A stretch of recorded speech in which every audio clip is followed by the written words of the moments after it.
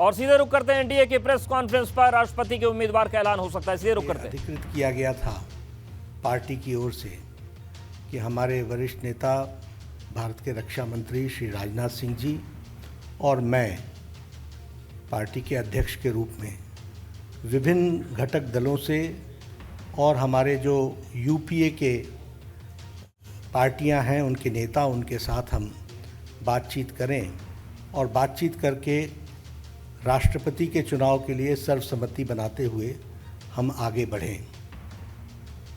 हमारे आदरणीय राजनाथ जी ने यूपीए के घटक दलों के नेताओं के साथ बातचीत की, कुछ के साथ उन्होंने बातचीत की, कुछ के साथ हमने बातचीत की। बातचीत का दौर चलता रहा, लेकिन कोई सर्वसम्मति पर आने की बात हो नहीं पाई और नामों की चर्चा के बारे में भी कोई सर्वसम्मति नहीं हो पाई। और आज हम जानते हैं कि यूपीए ने अपना राष्ट्रपति का प्रत्याशी घोषित कर दिया है।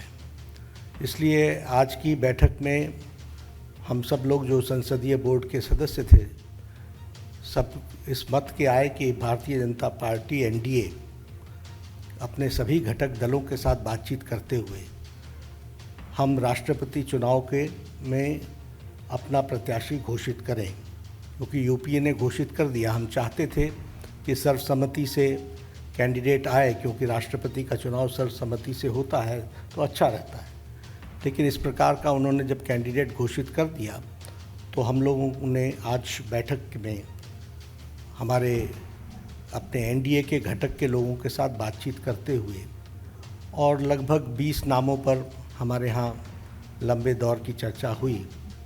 और चर्चा में सब लोगों के साथ बातचीत करते हुए एक सर्वसम्मति इस बात पर बनी कि सभी नामों पर चर्चा हुई, विस्तृत चर्चा हुई, लेकिन कुल मिलाकर के ये बात सामने आई कि हमें प्रत्याशी के रूप में कोई पूर्व से ढूंढना चाहिए, भारत के पूर्वी क्षेत्र से ढूंढना चाहिए और हो सके और हमारा प्रयास हो महिला को हमको स्थान देना चाहिए। और आज तक कोई आदिवासी ट्राइबल प्रत्याशी राष्ट्रपति के रूप में नहीं आया है, इसलिए हमें ट्राइबल पर और पहली बार कोई ट्राइबल को भारतीय एनडीए की तरफ से हम कैंडिडेट बना सकेंगे, ऐसा संसदीय बोर्ड, पार्लियामेंट्री बोर्ड का मत था। और इसलिए श्रीमती द्रौपदी मुर्मू, इनको राष्ट्रपति का प्रत्याशी घोषित किया गया है एनडीए की तरफ से। और हम सब जानते हैं कि श्रीमती द्रौपदी मुर्मू जैसे राधाकृष्णन जी शिक्षा से जुड़े हुए थे, सर्वपल्ली राधाकृष्णन राष्ट्रपति के रूप में, उसी प्रकार द्रौपदी जी का भी जीवन आजीवन शिक्षा से जुड़ा रहा और वो टीचर के रूप में, शिक्षक के रूप में उन्होंने अपना जीवन प्रारंभ किया। बाद में वो काउंसलर भी बनी और वाइस चेयरपर्सन रायरंगपुर की बनी और उसके बाद उन्होंने एक लंबा अरसा विधायक के रूप में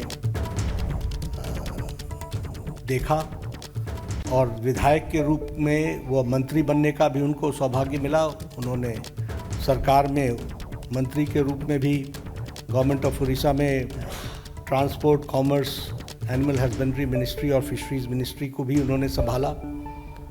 और सबसे अच्छी बात यह भी रही कि उन्होंने Neelkanth award for best MLA 2007 का वह भी उन्होंने अर्जित किया, उनको मिला।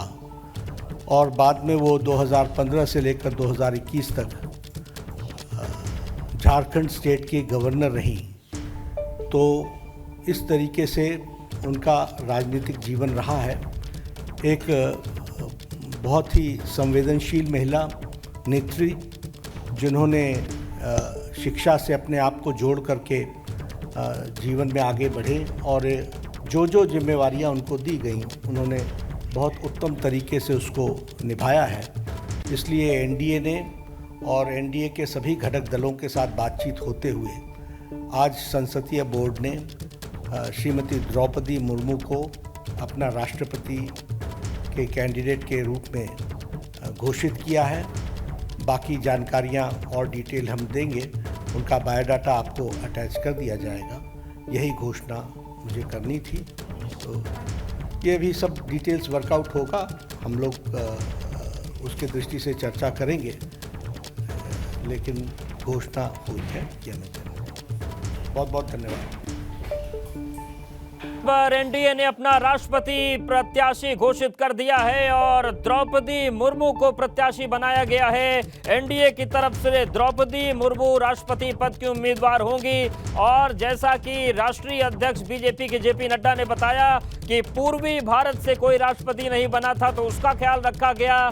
ट्राइबल यानी कि आदिवासी जो वर्ग है उससे कोई राष्ट्रपति नहीं बना था, तो इसलिए भाजपा ने आदिवासी वर्ग से जो आती हैं द्रौपदी मुर्मू, उन्हें राष्ट्रपति पद का उम्मीदवार बनाया। आपको बता दें कि ओडिशा राज्य में ये ट्रांसपोर्ट मिनिस्टर भी रही हैं। 2007 में बेस्ट एमएलए का अवार्ड भी मिला था और इसके साथ ही साथ झारखंड की पहली महिला राज्यपाल रही हैं 2017 से 2021 तक। और सबसे बड़ी बात यह है कि झारखंड की एकमात्र वो राज्यपाल हैं जिन्होंने अपना कार्यकाल 5 साल का पूरा किया है। और भाजपा की तरफ से आदिवासी चेहरा द्रौपदी मुर्मू राष्ट्रपति पद की उम्मीदवार होंगी।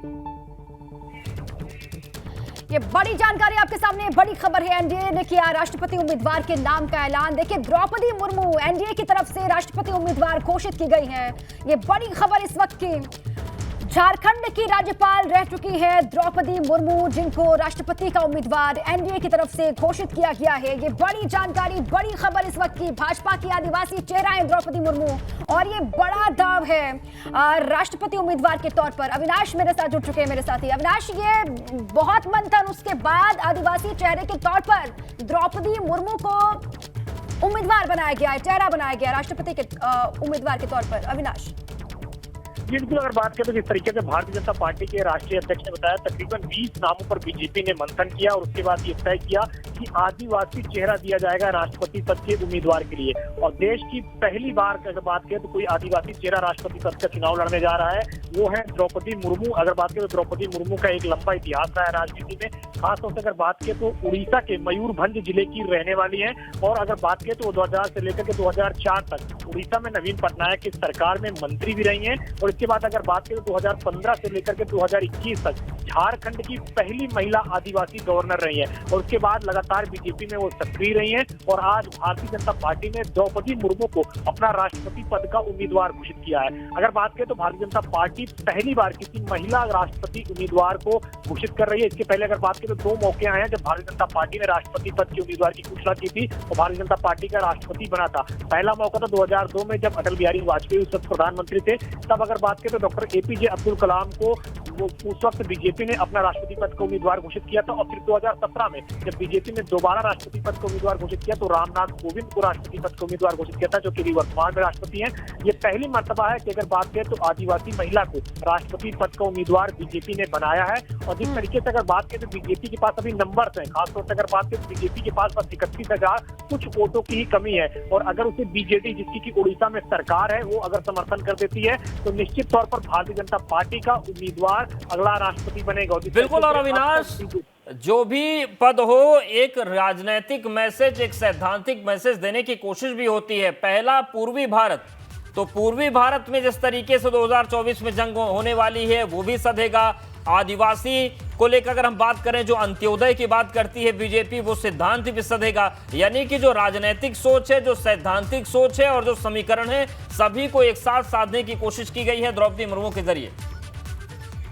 अगर बात करें तो जिस तरीके से द्रौपदी मुर्मू लगातार भारतीय जनता पार्टी में सक्रिय रही हैं और झारखंड की पहली महिला आदिवासी गवर्नर भी हो रही हैं, और उसके बाद लगातार वो बीजेपी के लिए काम करते हुए आई हुई थी। और जिस तरीके से अगर बात करें तो ये जो राष्ट्रपति पद का चुनाव हो रहा है, तो बीजेपी हमेशा से एक मैसेज देने की कोशिश करती है कि वो तमाम सारे जाति, धर्म, संप्रदाय और उसके साथ साथ भारत के हर नागरिक के साथ खड़ी हुई है। और यही कारण है कि अब तक भारतीय जनता पार्टी ने ये देखा कि कोई आदिवासी महिला राष्ट्रपति नहीं हुई है। लिहाजा इसीलिए 20 नाम जो भारतीय जनता पार्टी के पास पास आए थे। बिल्कुल बिल्कुल अविनाश, और बहुत लंबा मंथन भी हुआ, किसको जिम्मेदारी दी जाएगी, किसको लास्ट में घोषित किया जाएगा, किसका नाम, इसको लेकर मंथन भी हमने देखा किस तरीके से हुआ। और द्रौपदी मुर्मू झारखंड में सबसे लंबे वक्त तक राज्यपाल भी रही है, अवधि तक, और उसके बाद अब उनको ये बड़ी जिम्मेदारी दी गई है। शुक्रिया आपका अविनाश पूरी जानकारी के लिए।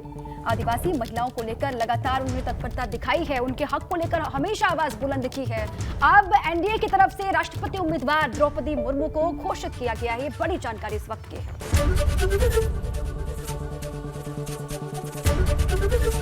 एबीपी गंगा, खबर आपकी, जुबान आपकी।